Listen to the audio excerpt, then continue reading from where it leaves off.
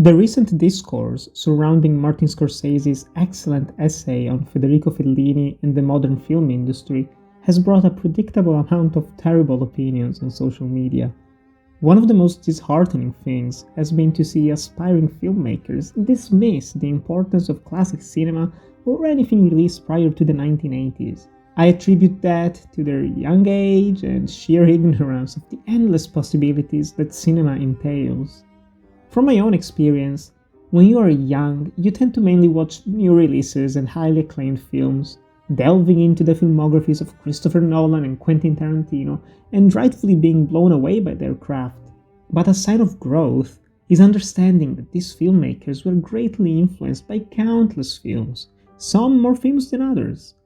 There is a bottomless well of classic films that, in my opinion, can be far more inspiring than many of the works of our contemporaries, because you're truly watching history being made, with innovative techniques with editing and camera moves that have been replicated for decades to come.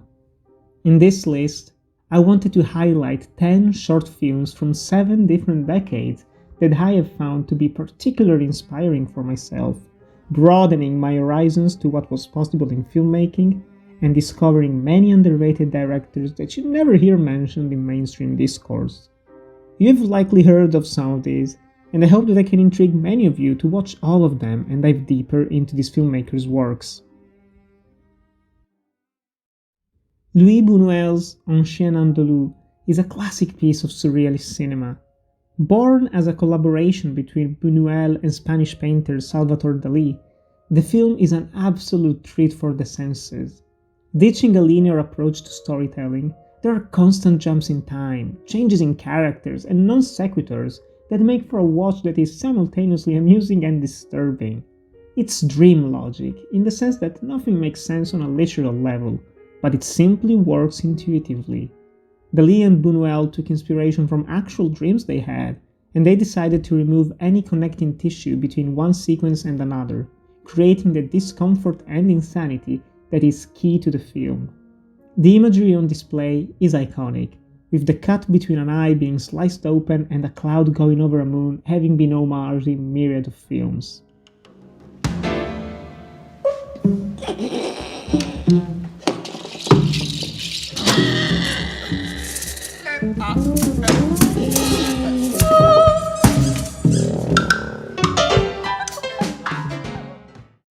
A woman sees a strange figure enter her house as she's coming back home. The house is a mess, with a phone lying near the steps. She goes to her room and sleeps.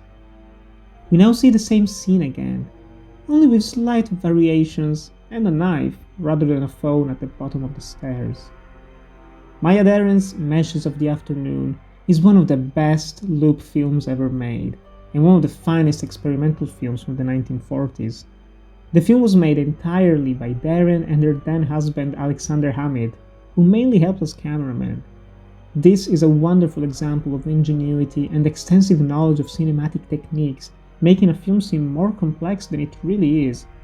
There are only a couple of props that are used in important ways narratively, but other than that, the strength of the picture is Deren's performance, and how she used the camera and editing to change things such as gravity and perspective. It's incredibly cheap, yet oh so effective. One of the main inspirations was actually Chien Andalou, as well as Jean Cocteau's brilliant Blood of a Poet, and this short went on to influence David Lynch in Lost Highway and Mulholland Drive, with their loopy narratives and repetitive uses of telephones and keys.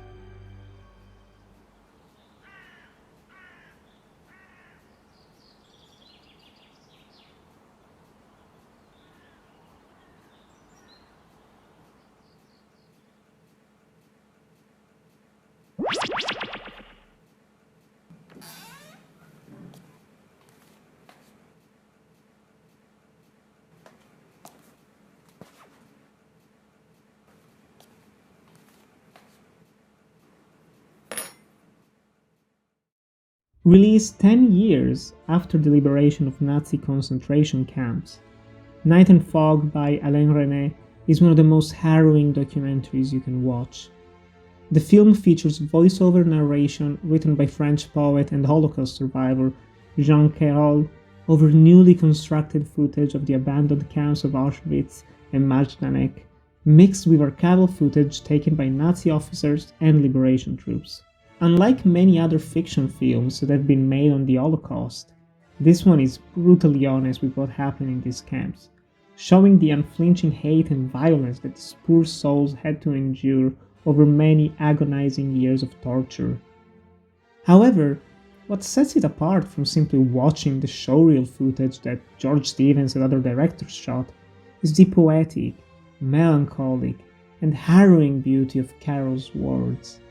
He may have written these things back in 1955, but they sadly haven't aged one bit, as these places have now become tourist attractions where it is easy to lose sight of what really happened there, and the juxtaposition of the peaceful quiet of the new scenes with images and films of crowded barracks and bloodied operating tables truly eats you in the guts. Not an easy watch, and both René and Carroll stated that it was painful to put together, but it is a necessary documentary that should be shown everywhere to everyone, because seeing the reality of what happened and its consequences will always hit harder than watching a fictionalized retelling of the events. Le déporté, lui, retrouve l'obsession qui dirige sa vie et ses rêves, manger. La soupe. Chaque cuillère n'a pas de prix. Une cuillère de moins, c'est un jour de moins à vivre. On troque 2, 3 cigarettes contre une soupe. Beaucoup trop faibles ne peuvent défendre leur ration contre les coups et les voleurs.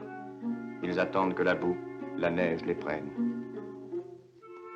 S'étendre enfin n'importe où et avoir son agonie bien à soi. Chris Marker's La Jetée is an excellent example of making a sci-fi film that feels grandiose while also being very economical. The film is comprised entirely of still photographs and just a couple shots of film. While it may seem like a cheap gimmick, this style holds immense power, as it emphasizes the well-constructed narration and minimal sound design, making these still dystopian images come to life.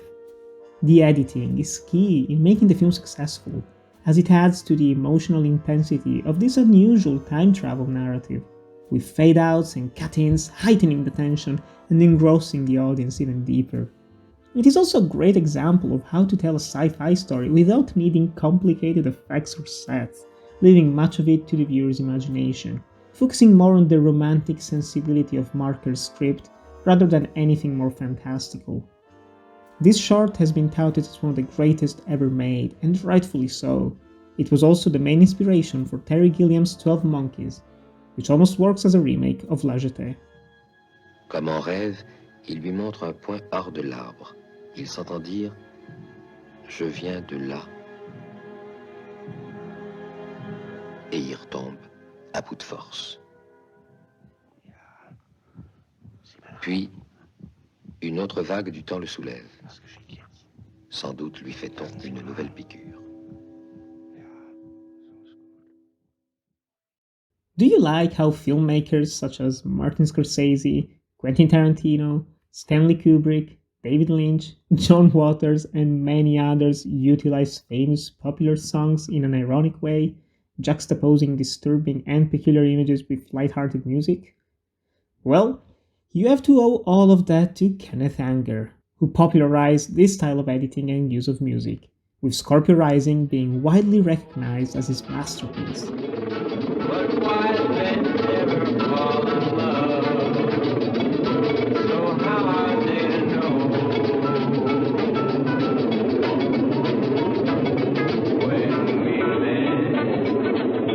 I felt my life begin. The narrative is virtually non-existent, coming closer to a big music video than anything else, where you follow a gang of homosexual neo-Nazi bikers. It's bonkers, terrific fun, with a vibrant soundtrack that features some unforgettable sequences. It was groundbreaking at the time for its depiction of homosexuality and quick glimpses of genitalia, as well as its irreverence towards many taboos of the early 60s. It's as entertaining as it is shocking, a delightful source of inspiration in pushing the boundaries of what can be presented on screen.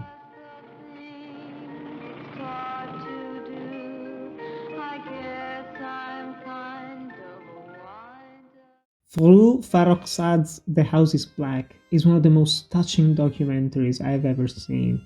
Filmed inside a leper colony in Iran, it shows the day-to-day life of the men, women and children living there in quarantine, without shying away from their terrible disease, but also showing the strength of the human soul and the beauty of life even in the worst of places. In a way, it is a counterpoint to René's Night and Fog. While that one is about death inside of a camp, this one is an uplifting exploration of the human condition. The way Farrokhzad shoots the lepers, up close and very matter-of-fact, adds a whole layer of empathy that would be missing if it were more detached. The film paved the way to many other documentary filmmakers, with films such as Handicapped Future and Blend of Silence and Darkness by Werner Herzog sharing much of the same DNA of The House is Black, as well as being a precursor to the Iranian New Wave, and directors like Abbas Kiarostami, Mohsen Makhmalbaf, and Majid Majidi.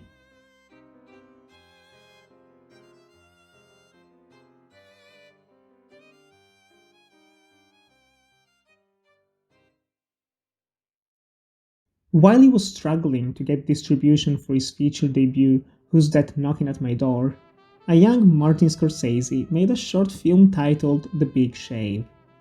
A man is in his bathroom, doing a close shave, only that he keeps shaving and shaving until he's a bloodied mess.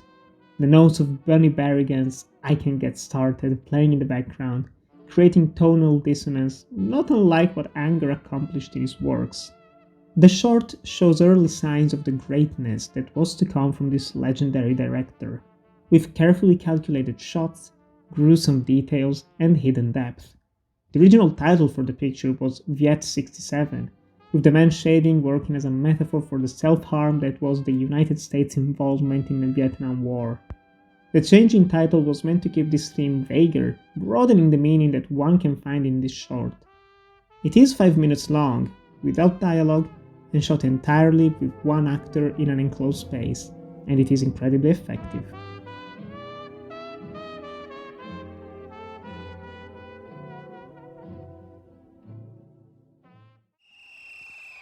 To change things up a bit, Virile Games is an animated short by Czech filmmaker Jan Vankmaja. While most of the other films on the list are very serious affairs, this is pure entertainment from beginning to end. It is a delightful stop-motion film that is equal parts funny and graphic, as a man eating food is watching the most insane football match ever. The players skate around, they cut each other up, they teabag, and they even invade the man's apartment at the end. One can find a lot of subtext about the social unrest of the Czech Republic during the 80s, and how watching escapist entertainment can still bring a society's unease into the daily life of the citizen. But if taken at face value, this is a shockingly humorous short and a brilliant piece of modern surrealism.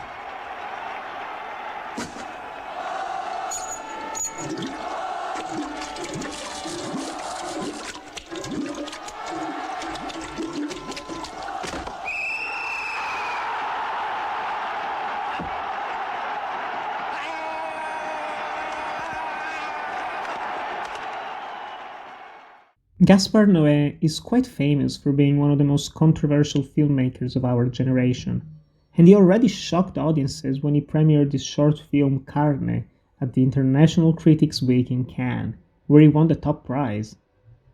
Working as a prequel to his 1994 feature debut I Stand Alone, the story focuses on the life of a horse butcher and his mute daughter. Shot on 16mm, the whole film has a grimy, nasty feel to it, complemented by its erratic editing that keeps cutting to black and its sickeningly warm cinematography that shows in graphic details bursts of sex and violence. What adds to the disturbing atmosphere is the use of intertitles, which slowly start mocking both the butcher and the audience, further making the public sink into the disturbed mindset of the protagonist. It is a tough watch, nauseating and gritty in the best possible ways. It was made very cheaply, shot entirely on location with non-professional actors, which grounds the narrative in ways it would be hard to achieve if it were made on a bigger scale with a professionally trained cast. Absolutely worth watching if you've enjoyed the director's other films, like Irreversible and Enter the Void.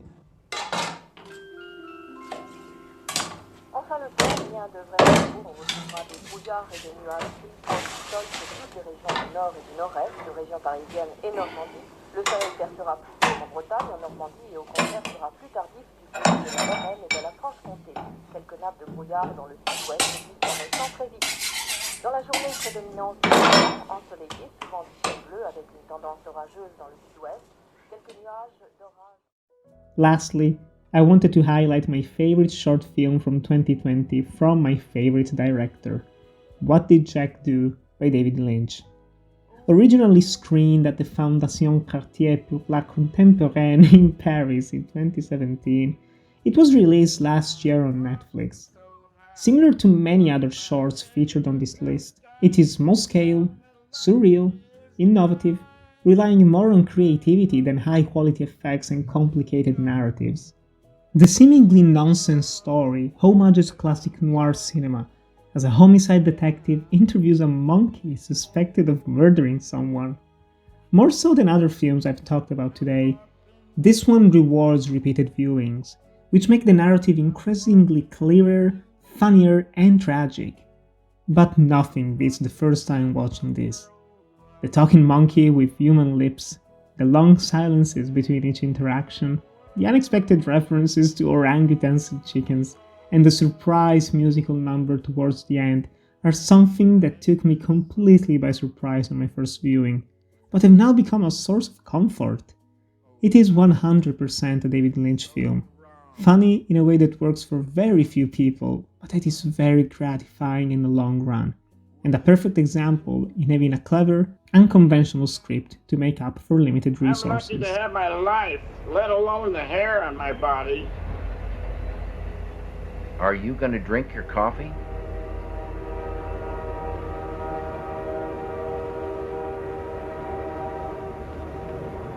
Maybe I will, maybe I won't. This is just a short selection of small films that have been really inspiring for me as a filmmaker, that I hope can be of help to any of you aspiring directors watching this. I highly recommend you check them all out, and I hope you can discover something new and different that you did not know was possible in cinema. Thank you for watching this video. Remember to support us on Patreon if you can, and to like, comment, and subscribe. And I'll see you in the next video.